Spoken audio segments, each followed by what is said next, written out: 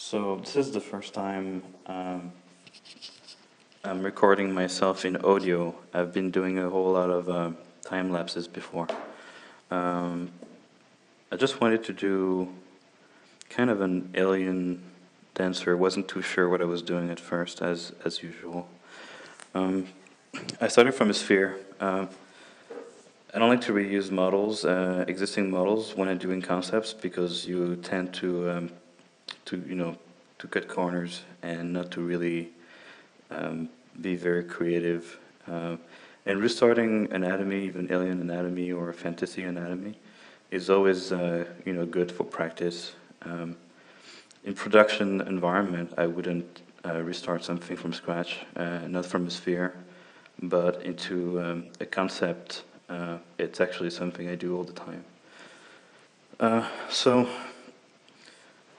yeah, very quickly, I'm just trying to go for. I mean, obviously an humanoid, and at that point, I know it's a female. I haven't put the breast because you want to get the anatomy right and the ribs. Uh, the uh, the idea of that model wasn't to get perfect anatomy because I knew it was going to be covered with some clothing, and it was mainly to get a female silhouette. Um, so like when I'm starting the face, I'm just placing features. It doesn't look good at all at that point. Very, very scary. But the idea was just to try, just very quickly and see what I could do. So I knew it was going to be an alien and female, or maybe a demon. I wasn't sure where I was going. Um, yeah, so that stage is very painful because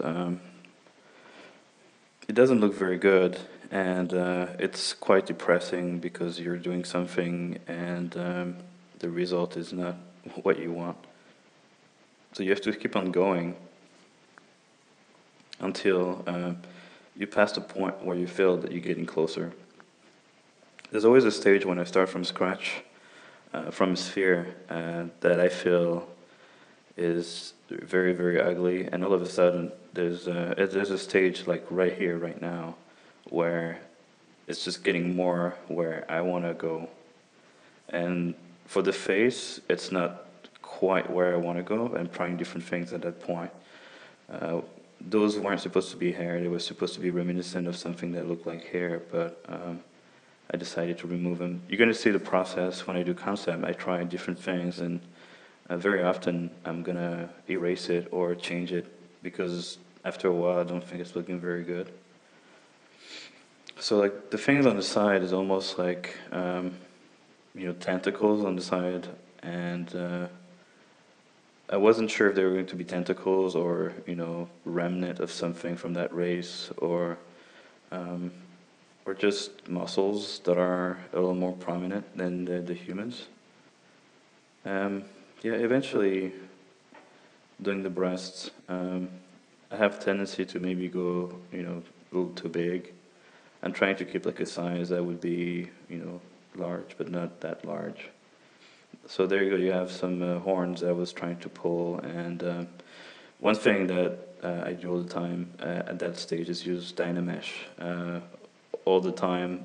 That's why sometimes you see me redoing some of the details because I don't like to work with a very heavy Dynamesh at first because I'm still figuring out what I'm doing in terms of concept. And for her, I knew I didn't want to go crazy super alien because I wanted her to be attractive. Um, so yeah, horns. I guess it could have been a demon or something. And it didn't look bad from the back, but from the front, I just thought, you know, not exactly what I wanted. And it's very cliche. I mean, it's kind of hard to do something totally original because there's so much that's been done before and there's so many amazing concepts that exist. Oh, it's actually interesting because the arms. What I wanted to do at first was just to have a race that doesn't have any arms, and they have maybe some kind of powers, or they have floating arms, or something that would be magnetic, or maybe something like a golem where they have part of the environment just, they can control that become arms or become, different body parts. And maybe mermaid, I wasn't sure what I was doing, and yeah, I kept everything in the video just to show a little bit of the process, but eventually I cut off everything, and I decided to focus. I'm probably going to do a straight humanoid, something that's got arms and legs. At that stage, I didn't want to focus on that.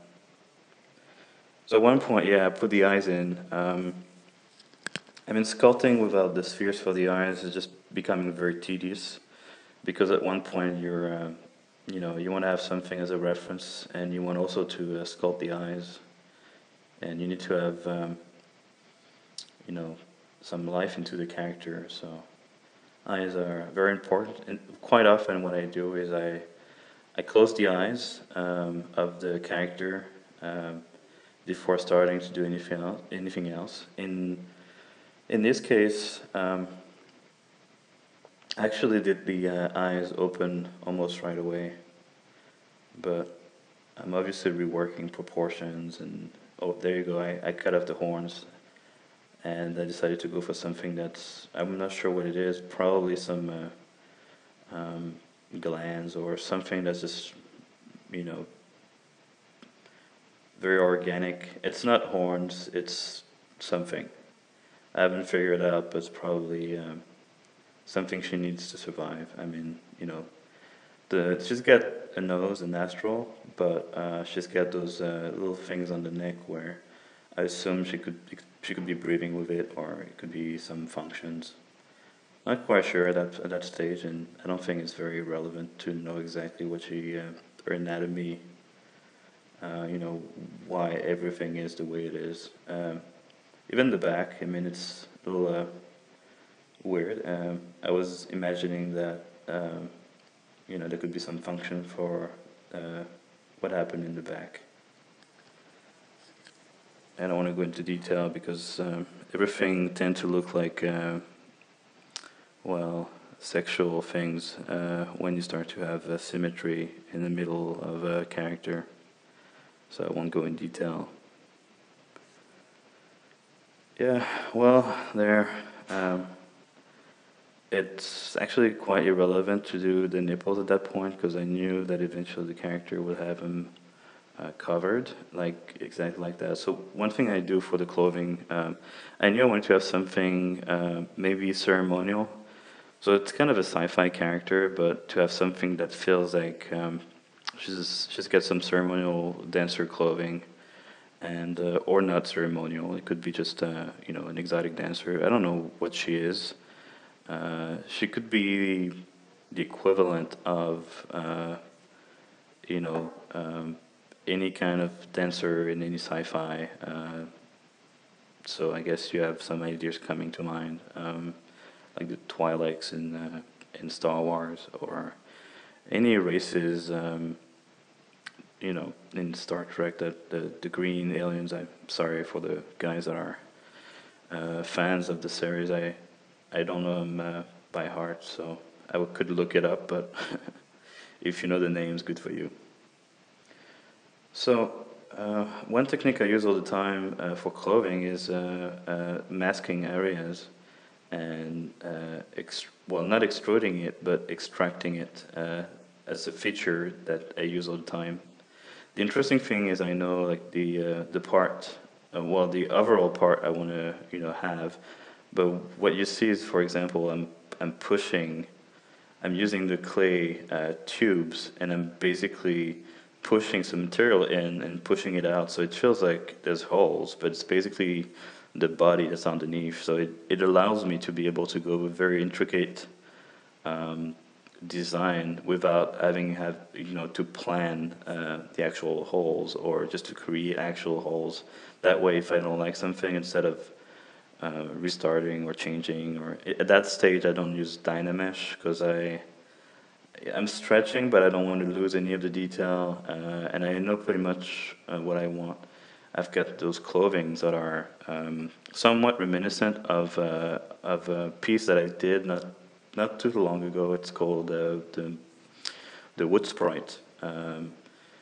And she's got kind of a similar vibe to her clothing, with gold and some fabric. And well, you know, when you do concepts, you tend to do stuff that you've done in the past. You kind of learn from the work that you've been doing, and that's kind of it leaves kind of a mark on you. Uh, so you tend to naturally redo stuff that you've done. You try not to make it exactly as it is, but I guess it's a variant on the same theme. Like she could be a demon, she could be an alien. It doesn't quite matter at that stage. I just wanted to have something that was, uh, well, appealing, maybe a little bit scary. I mean, especially when you start to see the eyes and uh, the process of coloring and poly painting is actually as much as a conceptual phase as the sculpting. I found out that once you start to colorize, to put some colors in poly paint or whatever you want to use in Photoshop, in that case it's poly paint. I think it's a great tool just to previs and have a really good idea of what you're going to do. So once you actually do that, it's becoming as much part of the concept phase as the sculpting. It's you know, it doesn't need to be in colors, but once you start coloring, you have a very different vibe from something that would be like that, like as you see it, which is basically without poly paint. And when you activate the poly paint, you have something that's looking quite different. So I think it's very interesting, and you can also do, you know, a lot of different variants from the same. You can do variants of modeling, but you do variants of painting in colors, and then you end up with something very different or very, you know, different from what you wanted originally. But that's all about the process of trying different things, and that's how I do concept. It's there's an idea at the beginning, but as you're doing it, you know, you figure it out. So I'm getting pretty close to the end of part one, and I'll be doing part two very soon.